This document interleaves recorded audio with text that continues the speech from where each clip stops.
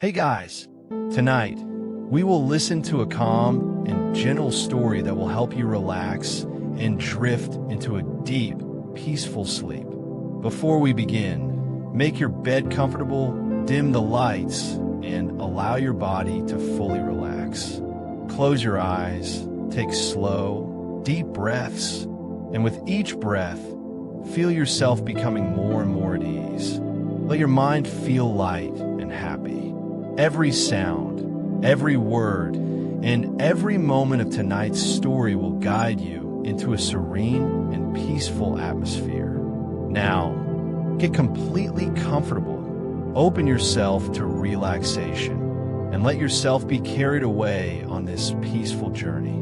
Let's begin the story. Night was slowly draping the forest in its dark veil. The air was cool, yet there was an unusual dampness in it, as if every drop carried a hidden secret.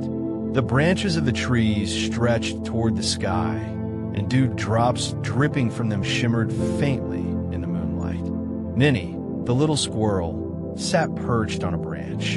Her big, alert eyes scanned every tiny movement around her. But tonight felt different. A subtle unease gripped her heart, and amid the rustling of the leaves, she could hear a faint whisper. "Is this just my imagination?" Ninny whispered to herself. But her ears did not lie. Somewhere in the distance, between the trees, a slow, soft voice echoed. "Ninny, you must see, you must find." Ninny shivered. A strange tremor ran through her tiny body. She looked around, but all she saw was darkness and the long shadows of the towering trees. The gentle patter of raindrops from the branches still continued, now sounding like a distant clock ticking in the silence. She tried to convince herself that it was only her imagination, but when she touched the leaves with her tiny paws, they felt different, heavier, as if an invisible hand pressed down upon them. The forest atmosphere began to shift. The air no longer carried just the chill of the night. Some strange force seemed to move within it, drawing Ninny toward it. Her heart pounded faster. She knew, deep down, that tonight was no ordinary night. Summoning her courage, Ninny slowly leapt from her branch and began to descend. Her little body glided through the air, and below, a strange web of roots and leaves stretched before her eyes. As she touched the ground, a cold gust of wind brushed past her. Within it, a faint echo seemed to linger, a voice from time long past, resonating deep within her bones. She froze. Fear and curiosity intertwined within her. "Who's there?" she asked softly. But the only reply was the forest silence, and she noticed a faint glow among the roots. The light gradually grew, as though some invisible source was emerging. Ninny's heart raced, and her small body trembled. Gathering her courage, she stepped closer. With each step, the rustling of the ground and the shadows of the trees seemed to grow more ominous. Then, as she reached the source of the glow, she saw it, a mysterious acorn. But this was no ordinary acorn. It was dark, enigmatic, and shimmering with a soft blue light. Ninny felt an odd mix of fear and fascination. Her paws trembled as curiosity overcame her fear. Slowly, she reached out to touch the acorn. The moment her paw made contact, the air shifted suddenly. The trees seemed to whisper louder, and the gentle rustling of the leaves turned into an eerie sound. Ninny felt as if her tiny world had changed in an instant. She glanced back, but nothing was there. Yet before her eyes, the blue glow of the acorn seemed to expand, spreading around her like a soft halo. Her little heart battled between fear and excitement. She realized that this night, this forest, and this acorn were only the beginning. Whatever lay ahead would test both her courage and her fear. Then, from somewhere in the distance, the whisper came again.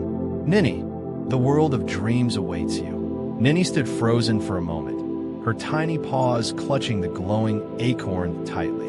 The forest around her felt alive, almost sentient, as if every tree, leaf, and shadow were observing her every move. The soft blue light pulsed faintly from the acorn, illuminating the forest floor in eerie patterns, and a faint whisper seemed to beckon her forward. "Ninny, step closer. The path is waiting." Her heart pounded, yet a strange curiosity propelled her forward. Each paw step was hesitant, yet filled with purpose. She moved through a narrow opening between the giant roots, feeling the ground beneath her paws shift in a way that seemed almost liquid, like walking on a soft, vibrating moss that hummed beneath her weight. As she advanced, the forest changed subtly. The air grew denser, filled with a heady mix of damp earth and a faint metallic scent. The shadows elongated unnaturally, stretching like dark fingers reaching toward her. The rustling of leaves was no longer random. It now carried a rhythm, almost like a whispered song, tugging at her curiosity and fear simultaneously. Ninny's ears twitched as the whisper grew louder, clearer, forming words that she could almost understand. "You are ready, you must see." She swallowed hard. Her tiny body shivered. Every instinct screamed for caution, yet she couldn't stop. There was something magnetic about the acorn's glow, and her own heartbeat seemed to synchronize with its pulsing light. Then, as if responding to her hesitation, the forest itself seemed to part. A narrow, winding path appeared, lined with roots that glowed faintly blue and leaves that shimmered like translucent glass. The air smelled faintly of honey and rain, and the faint whisper now seemed to come from every direction, surrounding her in a gentle, yet unnerving embrace. Ninny took a cautious step onto the path. With each movement, she felt lighter, almost floating, yet tethered by the acorn clutched to her chest. The shadows danced around her, forming shapes that resembled eyes, faces, and creatures she couldn't quite identify. She blinked rapidly, questioning whether this was real or a dream. Suddenly, the acorn pulsed brighter, and the glow expanded into a sphere that enveloped her. The forest disappeared. Trees, shadows, and the familiar earthy smells vanished in an instant. She felt herself lifted, drifting through a space that was neither above the ground nor below it. A liminal space where reality and imagination intertwined. Ninny's tiny heart raced. She could feel every sensation more acutely. The slight tug of gravity as she floated, the faint hum of the space around her, the whisper of wind that seemed to carry voices from distant lands. She realized she had crossed the threshold into the world of dreams. Before her eyes, a landscape unfolded, a strange, ethereal forest with trees whose branches spiraled impossibly into the sky and roots that glowed like veins of liquid silver. The ground beneath her was soft and seemed to ripple gently with her movements. The air shimmered with colors she had never seen before, hues that defied naming, yet felt strangely familiar. And then she heard it, the first real voice in this dream world. "Welcome, Ninny," it said, smooth and echoing. "You have come as expected." Ninny froze. The voice seemed to emanate from the glowing acorn itself, yet it also filled the entire dream forest. She took a tentative step forward. Who are you?" she asked softly, her tiny voice trembling.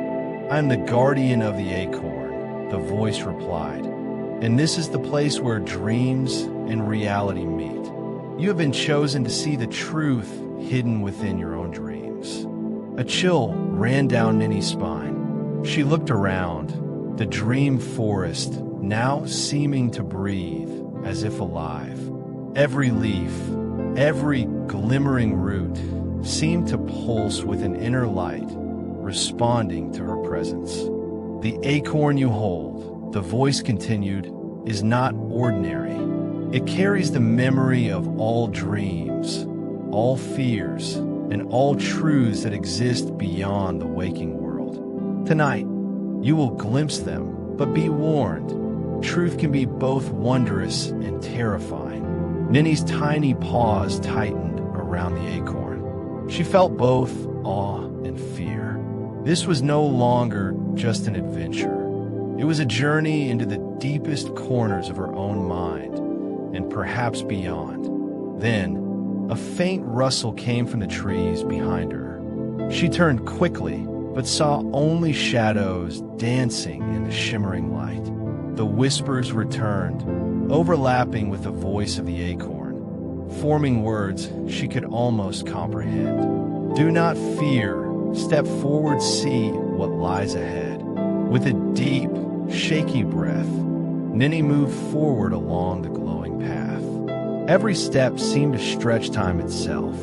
The path twisted and turned, leading her deeper into the dream world. Occasionally, she caught glimpses of other shapes, strange animals, twisted versions of familiar trees, and faint glimmers of light that hinted at secrets just out of reach.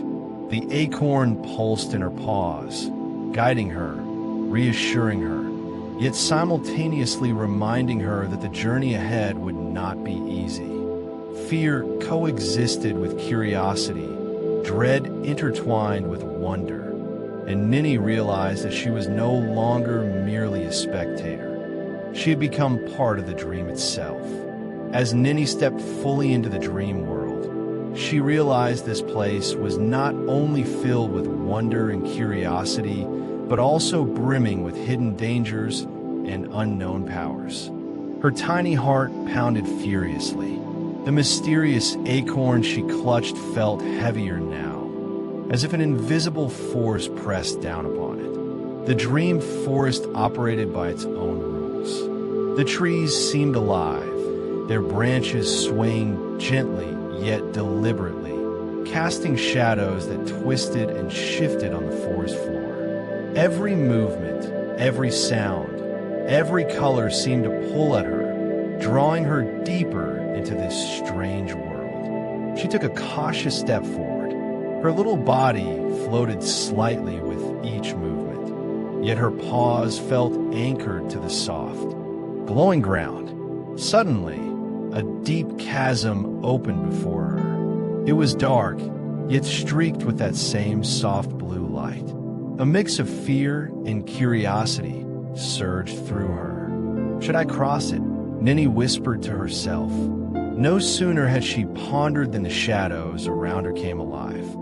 Faces appeared within the darkness, some frightening, some sorrowful, and others completely unfamiliar. Ninny tried to step back, but the ground beneath her paws wobbled as if alive. Each step felt like walking on liquid light, and she sensed that this dream was not just a place to explore. It could ensnare her, trap her as she faltered. Then the whisper returned, clear and deliberate. Ninny, move forward. This is your first trial. Summoning all her courage, Ninny tightened her grip on the acorn. She knew that turning back was not an option. The dream would call her again, perhaps with greater insistence. Slowly, she moved through the dancing shadows. Some reached for her paws, some approached as if testing her resolve. But Ninny remembered. Courage wasn't the absence of fear, it was moving forward despite it. As her first paw crossed the chasm, a soft, strange light fell upon her. The shadows recoiled, clearing the path. Ninny exhaled a shaky breath. Yet she understood this was only the beginning. Ahead lay more mysteries, and likely, even more dangerous trials. The dream world had now become a mix of wonder and peril, truth and fear. Ninny realized that only her wits and courage could keep her safe as she ventured deeper. She looked at the acorn's soft blue glow. It was not just a light, it was guidance, a source of strength. "You are my path," Ninny whispered softly, drawing courage from its radiance as she moved onward. The forest ahead grew even stranger. Some trees leaned in impossible angles, their roots emitting faint blue light. The air carried a sound that was half whisper, half warning, urging her to proceed cautiously. Ninny felt that she was no longer on a simple journey. She had entered the true heart of the dream world. Every step, every gust of wind, every flicker of light tested both her bravery and her curiosity. Ninny clutched the acorn tightly, feeling its soft blue glow pulse against her tiny paws. It was more than just an object. Somehow, it seemed alive. Every subtle thrum of light felt like a heartbeat, as if the acorn itself was aware of her presence. She tilted it slightly, watching the glow shift and expand, casting mysterious patterns across the dream forest floor. The squirrel's heart raced, a mixture of awe and apprehension. This wasn't any ordinary acorn she had found in her forest. Its surface shimmered with a faint luminescence that reminded her of moonlight dancing on a lake. And yet, beneath the beauty, there was something almost expectant, something that seemed to whisper directly into her mind. "Ninny, are you ready?" the acorn seemed to ask, in a voice so subtle it felt like it existed both inside and outside her head. Ninny froze. Could an acorn really speak? Or was this her imagination, magnified by the strange, dreamlike world surrounding her? She tilted her head, unsure, but unable to stop staring at the glowing object. Slowly, almost instinctively, she placed her tiny paws around it again, feeling its warmth seep into her fur. The glow intensified, wrapping her in a soft cocoon of light. It was calming, yet thrilling. Every flicker seemed to carry a message, an urging, a pull towards something she could not yet understand. She whispered softly, almost to herself, "What are you? Why do you feel alive?" The acorn's glow pulsed once, then twice, as if in response. Ninny's mind swirled with questions. It felt as though the acorn was trying to communicate with her directly, not with words, but through its light, its rhythm, its warmth. She could almost sense memories, feelings, and stories hidden within its core, waiting for her to uncover them. A sudden surge of courage filled Ninny. She realized that the acorn was guiding her, calling her deeper into the mysteries of this dream world. But at the same time, a whisper of warning lingered in her mind. The acorn's power was immense, but it was also unpredictable. Ninny took a tentative step forward. The acorn clutched tightly against her chest. Each movement seemed to awaken a new rhythm in the glowing object. Tiny sparks of light lifted from its surface, swirling around her like miniature fireflies. She gasped, mesmerized. The air smelled faintly sweet, like rain on honeycomb, and the soft hum from the acorn filled her ears with a comforting resonance. For a long moment, she simply stood there, feeling the connection. The acorn's power was not just magical. It was alive, responsive, aware. It pulsed with a rhythm that made her heart feel in sync, as though they shared a single life force. Then, without warning, the acorn's light flared brightly, illuminating the forest around her. Shadows danced across the ground, revealing strange markings etched into the roots and stones. Ninny realized that these patterns were not random. They seemed like symbols, some kind of language the acorn was guiding her to understand. "Follow me," the voice seemed to whisper again. Ninny shivered with excitement and fear. She had no idea what lay ahead, yet she trusted the acorn implicitly. It was as if the tiny enchanted object had become her companion, her guide, and the key to everything that this dream world had to reveal. Clutching it close, she whispered back softly, "I'm ready, show me." The acorn pulsed once more, then began to levitate slightly, spinning gently in front of her. A narrow path of glowing roots and shimmering leaves slowly unfolded ahead. Ninny's tiny paws itched to follow. She realized this was only the beginning, and that with every step, the bond between her and the enchanted acorn would grow stronger. As she stepped forward, the acorn's glow seemed to wrap around her, a protective aura. Ninny felt both brave and vulnerable at the same time. She knew that the acorn's mysteries were vast, and that it could lead her to wonders beyond imagination, or challenges beyond her understanding. Yet despite her fear, one thing was certain: she would not let go of it. For now, the acorn was more than just a magical object. It was her anchor, her guide, and her only certainty in the strange, dreamlike world she had stepped into. Ninny moved cautiously along the glowing path, her tiny paws sinking slightly into the soft, luminescent moss. The acorn hovered gently in front of her, pulsing with a rhythm that mirrored her heartbeat. It was as if the acorn were alive in a way no object ever could be, sensing her emotions, reacting to her thoughts, and guiding her silently through this strange, dreamlike forest.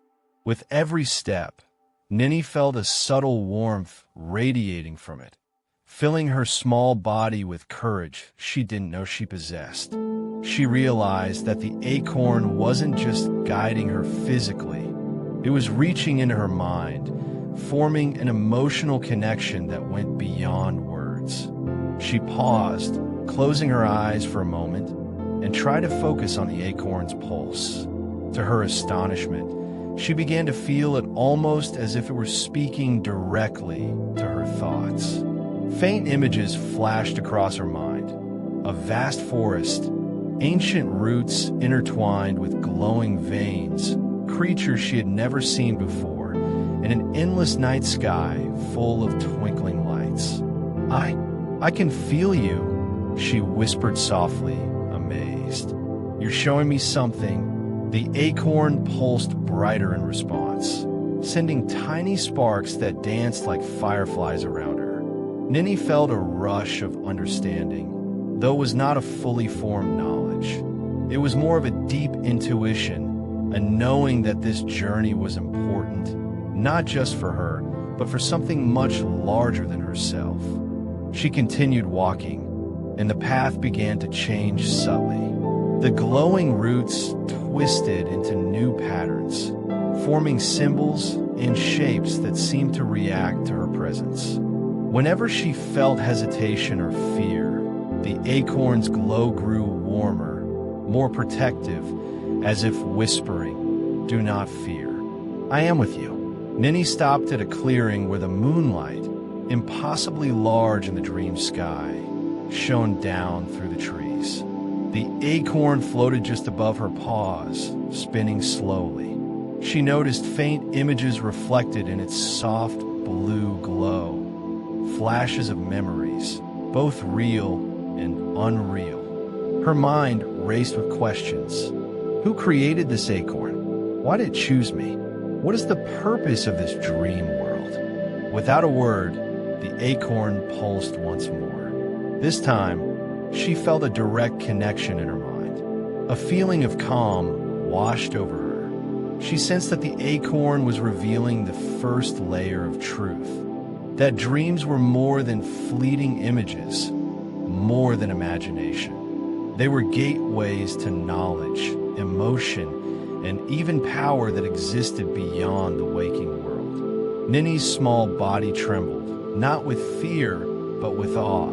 She had never imagined that something so small, so seemingly ordinary, could hold such incredible energy and awareness. The acorn was alive in a way she could barely comprehend, and yet it trusted her to continue this journey. A faint whisper floated through the clearing, blending with the acorn's hum. "You are ready, Ninny. The next steps will test your courage and your heart. But remember, I am with you." Ninny's tiny heart swelled.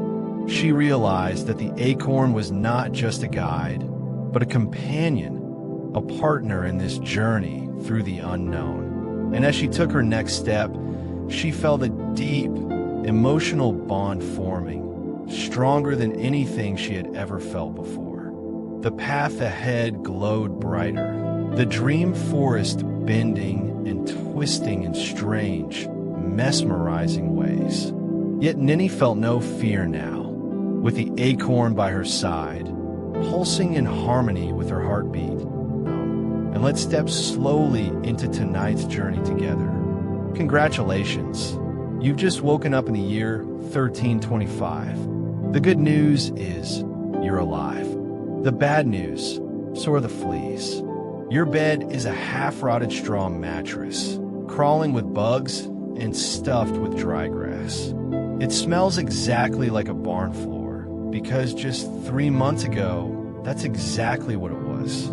There's no memory foam here, no pillows, and certainly no Egyptian cotton sheets. All you have is a wool blanket that hasn't been washed since last winter. Now it's so caked with grime it weighs about as much as a small cow. As soon as you open your eyes, the church bell begins to clang loudly in the distance. This is the medieval version of an alarm clock, louder, harsher, and far less merciful. Your home is a small wooden hut, just one room without windows.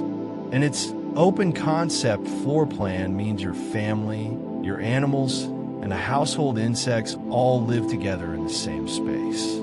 As for the smell, it's a mix of stale beer, human sweat, goat, and something you desperately hope isn't mold. But deep down, you know it is.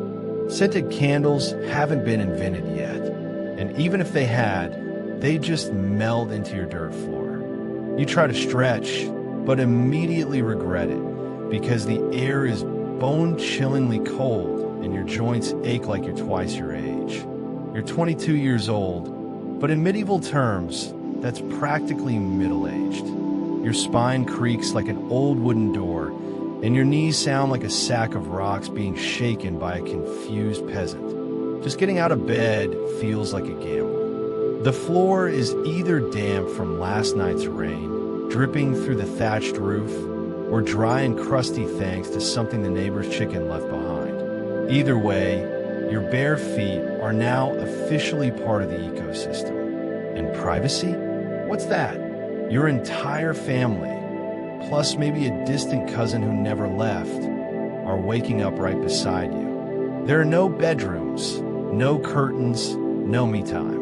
Everything is shared, completely communal. Welcome to morning in medieval Europe, where you're never truly alone because parasites, rats, and about 8 other people are always with you. And this is just the start of your day. It only gets worse from here. Somehow, you manage to crawl out of your medieval haystack of horrors. Congratulations. Now nature calls, and it's not calling politely, it's screaming. This is the moment when you really start to miss your modern bathroom. No toilet, no seat, no toilet paper, no flush, not even a grumpy old plunger sitting in the corner. In the 14th century, relieving yourself is an adventure, a social experiment, and sometimes a small public spectacle. If you're a peasant, your bathroom is probably just a wooden bucket out behind the house. And it's already full because Uncle Wolfstan had a rough night after eating some bad turnips. The smell is biblical. You hold your breath, do your business, and then comes the real kicker. You toss it straight into the street. Yes, the street. Before dumping out the window, you're supposed to shout something like "Garde à l'eau," an old French phrase meaning watch out below. But honestly, no one ever moves fast. The streets of medieval towns were basically open sewers, a flowing mix of human filth, animal droppings, and mysterious liquids you'd really rather not identify. And if you happen to be lucky enough to live in a town with public latrines, congratulations. Now you get to sit shoulder to shoulder with strangers in a shack-like outhouse where privacy is a joke and ventilation is pure cruelty. Maybe there's some awkward small talk, but whatever you do, don't breathe too deeply. Toilet paper? No one's ever heard of it. Most people wipe with straw, leaves, old rags, moss, or, if they're in a truly luxurious mood, a scrap of wool, sometimes with nothing at all, which might explain why handshakes weren't exactly popular back then. And if you live in a castle, surely things are better? Maybe. You'd have a garderobe, basically a hole in the wall that lets your waist drop straight into the moat. Sounds clever, except your enemies know this too. And yes, sometimes attackers actually climbed in through the waist chute. Talk about a literal backdoor entry. So whether you're a peasant or a noble, medieval toileting was really just a ritual of humiliation. Cold, uncomfortable, dangerous, and always disgusting.